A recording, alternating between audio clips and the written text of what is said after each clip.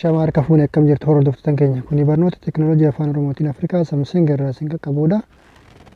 Egaa hordoftoota keenya jechuudha barnoota keenya kan har'aa keessatti akkaataa waatsaappii daarkii yookiin ammoo halluu ija isin miidhuu hin dandeenye yookaan ammoo ija keessaniif gaarii ta'etti akkamitti akka jijjiirrachuu dandeettan wajjumaan ilaalaa jechuudha.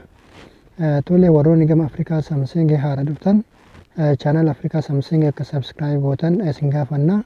Akkasuma immoo viidiyoo keenya kan daawwatan laayik sheer gochuu hin dagatinaa. Gaaffii fi yaada qabdan gara keessaa fi koomantiirra nuuf kaa'uu hin dagatinaa isiniin jecha gama barumsaatti isin dabarsaa. Hanga xumura viidiyoo kanatti daawwachuudhaan na faana tura.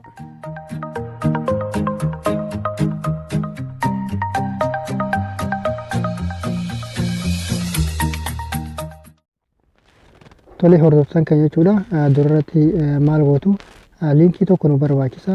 Linkii kana description viidiyoo kana jala isinii kaa'a. Linkicha kana yogguu fayyadamtan jechuudha akkuma waatsaappidha jechuudha. Akkuma waatsaappiiti dursitanii linkii gabbuuftan jechuudha. Linkii kana irratti tuquudhaan haala kanatti fakkeenyaaf yogguu irratti tuquutan gara googilaa isin erga. Sana booda linkii kana irratti al tokkoof ni tuqu jechuudha. Sana booda jala kanarratti jechuudha iddoo daawunlood jettu kanarratti kilik godhuudhaan daawunlood gootu. Anamma duraan waan daawunlood godhee qabuufu daawunlood gochuu na hin barbaachisu jechuudha. Kallattiimaan gara fayyadama isaatti isin dabarsa jechuudha. Isin ammoo asirraa yogguu daawunlood gootanii xumurtanitti maal gootu faayila keessan keessa deemtu jechuudha. Faayila keessan keessa bilbilli faayila dhabe kamuu hin jiru jechuudha.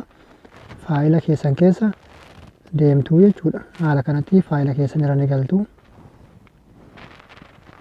Sana booda gubbaa kana faayila keessan irratti eeggaltanii yookaan iddoo kanatti isin dhufa jechuudha. Yoo iddoo kanarraa dhabdan ammoo maal gootu daawunlood iddoo jedhu kanarratti ni tuqtu jechuudha. Sana booda faayila keessan keessa haala kanatti deemtanii akkuma isin agartan haala kanatti yoo barbaadan iddoo kanarra daawunlood jedhee daawunlood ta'e isiniif dhufa jechuudha. Sana booda maal gootu al tokkoof irratti ni cufaaftu. Sana booda gara seetingii isin erga hin ayyamtuu fi seetingii irratti tuqxu. Sana booda annaasorsi gootu jechuudha. Sana booda asirratti mallattoo tana oon gootu. Sana booda oon gootu. Sana booda okey jettuun jechuudha. Sana booda maal gootu inistaal gootu jechuudha.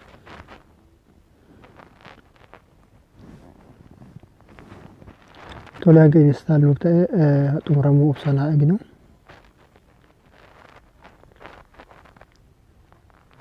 Tole egaa hordoftoota keenya jechuudha haala kanatti erga isiniif xumuramee booda maal gootu as keessaa ni baatu jechuudha. Sana booda erga as keessaa baatanii maal gootu kallattiimaan waatsaappii keessan irra galtu jechuudha. Tole waatsaappii keessan haala kanaan ni banattu. Sana booda tuqaa sadan kanarratti ni cufaaftu. Sana booda seetingis iddoo jedhu kanarratti ni tuqxu. Sana booda maal gootu chaat iddoo jedhu kanatti kilik gootu.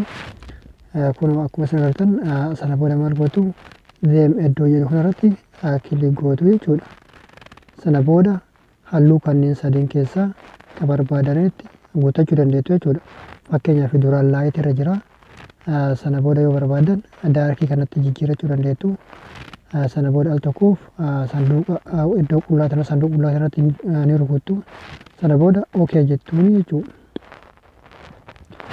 Kun akkuma isin agartan haala kanatti halluun isaa jijjiiramee jira yookaan ammoo daarkii waatsaappii keessanii karaa salphaadhaan isiniif jijjiiramee jira jechuudha. Fakkeenyaaf isa gubbaa kanarratti illee yoo deebisuu barbaadan haala kanatti erga irratti sanduuqa sanarratti kuttanii booda okey jettuun jechuudha. Sana booda haala kanatti isiniif hojjeta jechuudha yookaan ammoo isiniif jijjiiramaa jechuudha. Kanaaf haala kanatti laaltanii halluu ija keessaniif yogguu fayyadamtanitti ija keenyaaf gaariidha yookaan ammoo ija keenya nu miidhuu hin danda'u.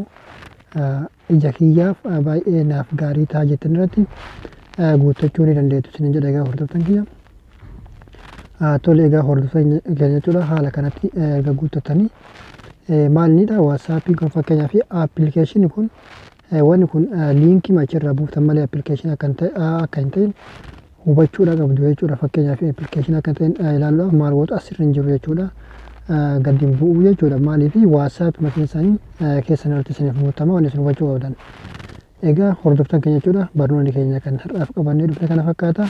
Hanga barnoota biraatiin deebinee wal geenyutti nagaatti.